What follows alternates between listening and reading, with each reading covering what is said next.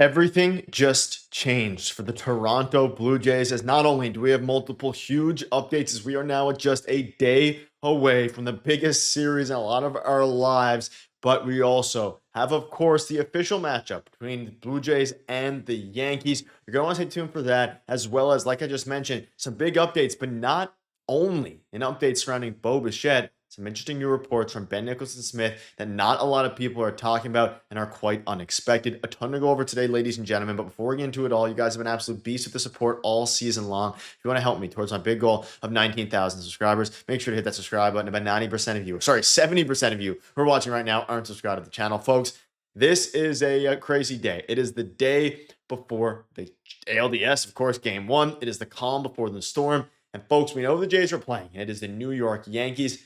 But we also know a lot of new updates that have dropped. But let's start with putting some, laying the foundation for what's going to be a huge series. And we know in the Bichette and Vladimir Guerrero Jr. era, they have never won a playoff game. They have never made it to the ALDS. That changes on October 4th. Game one at Toronto starts at 4:08. We have a bunch of updates, a bunch of new reports. Let's start with this. October 5th, of course, 4:08. They then get a day off, and the rest of the games, of course, are going to be determined. Hoping we get a little night game, but we do avoid the afternoon game because the Yankees won. Now, I'll dive into the Yankees and things like that in a minute. But folks, there's a lot of updates to go over today. Now, in yesterday's day, I guess there was the Rogers Center scrimmage, and we have a few things that happened there. And one of the biggest developments out of that was Max Scherzer getting up to 5 innings pitched on 69 pitches. And Mitch Bannon, athletic reporter, confirming for the Blue Jays that the one thing we can say after this, he's certainly not starting game 1 or 2. And most likely he's going to be left off the roster. Let's start with this before we dive into a Bichette update here.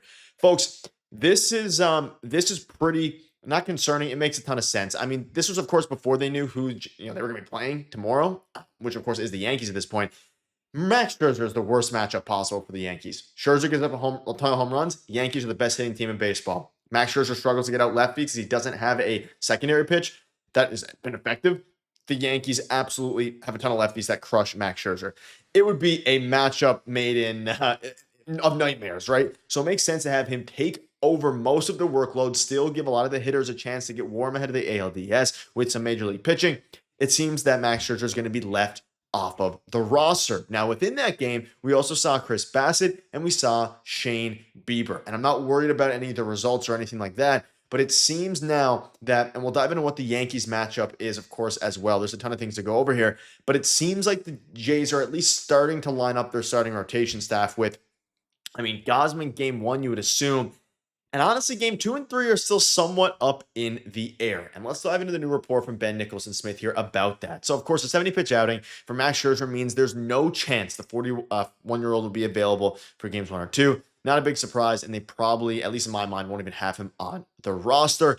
And we know, Dodgers left Clayton Kershaw off their wildcard roster. Like, it's not going to be, you can't pitch Max Scherzer in any scenario here. You have much better players. And of course, you're also probably going to have to keep Mason Flaherty on the team now in the lineup because of the fact that, or in the bullpen, because of the fact the Yankees have so many lefties. Now, we know that today, you can see here, manager John Schneider will address the media again Friday, which is today. That's why I'm getting this video up super early for you all. I will have another video later today covering his comments. But because there was no media availability today, there's a lot of murkiness happening. However, Bieber and Bassett both pitched and some other things. Gausman and Savage did not appear in this week's intra-squad games, which you would assume means games 1 and 2. Now, my guess at this point is Gausman 1, Savage 2 for 3 innings or so, 4 or 5 if you're really lucky. Piggybacked by Eric Lauer to kind of take out some of the lefties, and then you go from there. Game 3, you start Shane Bieber on the road because I don't think it's really putting yourself in the best position to put your rookie Trey Savage on the road in Yankee Stadium. I think having him start at Rogers Center, where he was already pretty effective, is a perfect storm here. I don't think you can push him to the road. Bieber, he's played in the playoffs before. He's a big-time pitcher. He is paid to do this. He's built to do this, and he can do this in Yankee Stadium. That's why I line it up right now. Gausman, Savage, Bieber. They could go Gausman, Bassett, Bieber, Savage game 4. But again, you're still lining yourself up for Savage start there in New York. But that seems to be the way and the avenue that things are going now. And you can see this here. And Ben Nicholson Smith kind of confirms this, or at least alludes to it, While Bieber was acquired for moments like this, Game 3 is also guaranteed to be a pivotal one in the series, and it will take place on the road. One possibility would be to allow Savage to make his playoff debut at home instead of at Yankee Stadium, because, of course, Bieber's experience may make him better suited for and a better fit for the Yankees. I don't hate any of this, but this seems to be at least what we know now. Scherzer, he's not going to be on the roster, at least from what we can tell. You have to assume they take Little and Mason Flaherty and Eric Lauer because you need as many lefties as you can. The Yankees only have one lefty, Rich Hill, in their bullpen. Pretty good for the Blue Jays. Now, something that's not so good for the Blue Jays, of course, and we'll dive back into this in a little bit, is the fact that they're playing the New York Yankees. This is nightmare stuff. I was on record saying I prefer the Red Sox. You guys, a lot of you disagree with it. A lot of you agree with it. Bichette was seen yesterday at the intra-squad game wearing a knee brace, and people who were at the stadium were saying, he was just done. I don't see a world where he plays any game in the ALDS. They've been keeping it secret. I covered it on the channel multiple times saying that it seems like he's out, whether that's IKF's comments about Bo right when the injury happened a few weeks ago, whether that's the most recent comments from Vladimir Guerrero Jr., the most recent comments from John Schneider, and the most recent comments from Ross Atkins. And then, of course, again, the biggest one, and one of the big ones, was the most recent comments, like I just mentioned, from Vladimir Guerrero Jr. Those all coincided with, hey, we're going to try to keep this secret, not tip our hand. There's no world Bichette's on this ALDS roster. ALCS, they get there? Maybe. But we're going to be without our second best hitter right now, maybe third best hitter. Springer, Vladdy, Bo, depending on how you view it. It's going to be tough. It's going to be an absolute bloodbath. And Jazz Chisholm yesterday following the win. I'm happy. I'm glad we're doing it out. I'm glad we're going out there. We get to redeem ourselves against a team that's beaten up on us all year. And a rare, fair quote from Jazz Chisholm. Usually he's very hyperbolic and crazy takes. He's right. Like, the Jays did crush them all year. I don't care at all what happened in the regular season for the Jays. I'm not going to use it as an argument as to why the team is better, why the team is worse. It doesn't matter. What matters is, and I will say, the Jays have an advantage defensively, base running, bullpen. That's about, as far as I go right now, I think the Yankees have an advantage of starting pitching, though they could blow up, and the Jays have an advantage. I mean, their bullpen was really good in the month of September. You take out the Tyler Heineman, big blow up, 10 runs outing, 2.45 ERA, I believe it is, in the month of September. The Yankees bullpen's above 5 ERA, 5.15 ERA in the month of September, I believe it is. So the Jays have a very good chance here. And not only that, you look at how things line up because of the way that the wildcard series went, and it went to 3 games.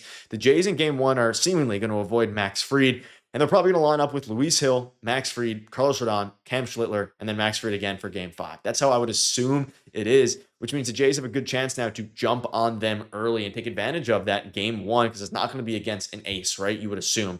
They could go Will Warren.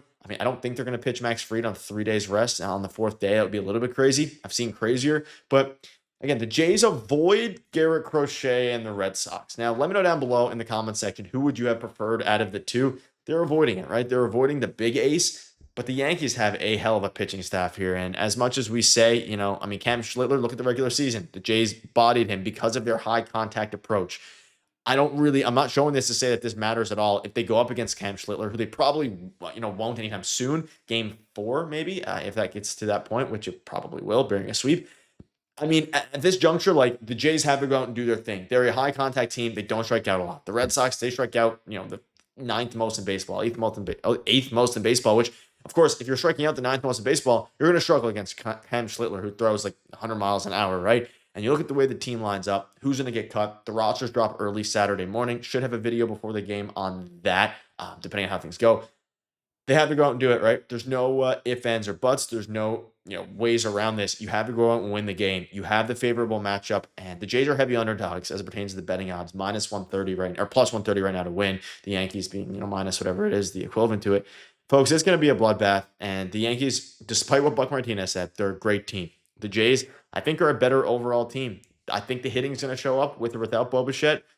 The pitching staff scares me. You need legacy outings from everyone. You need everyone to step up because you're going up against a team, the best hitting team in baseball that hits for home runs. You can only contain Aaron Judge for so long. His postseason woes have been a real thing. He just had a horrible series. He didn't hit a home run. He only hit singles, 2 singles, 3 singles, 4 singles, whatever it was. He didn't make any major impact on the game, at least offensively, and his arm's a noodle because of his injury.